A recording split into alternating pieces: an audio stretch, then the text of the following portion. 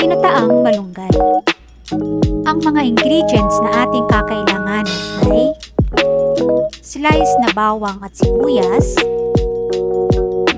bagoong alamang, siling haba, hinimay na isda, malunggay, patis, paminta, at gata. Umpisahan na natin ang pagluluto.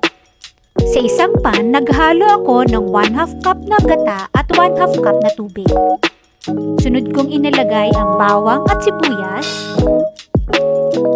siling haba, bagoong alamang,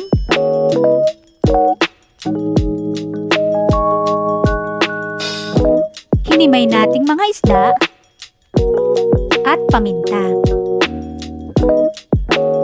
Haluin at hayaang kumulo.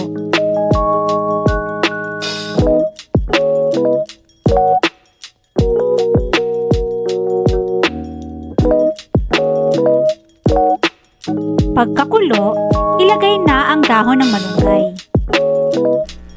Alam nyo ba na ang malunggay ay kinukonsider na superfood dahil sa marami nitong benepisyo?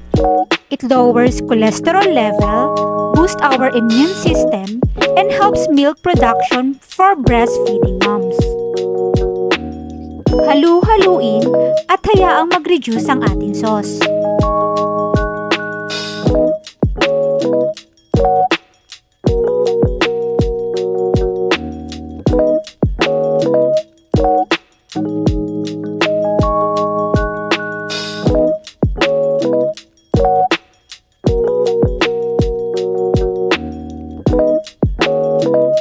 Since nag-reduce na ang ating sauce, nagdagdag na ako ng 1/4 cup na purong gata.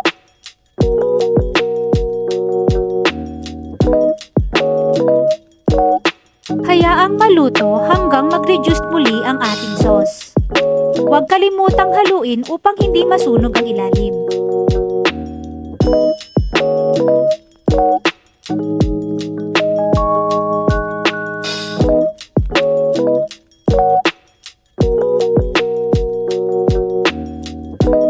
Ayan, luto na ang ating ginataang malunggay.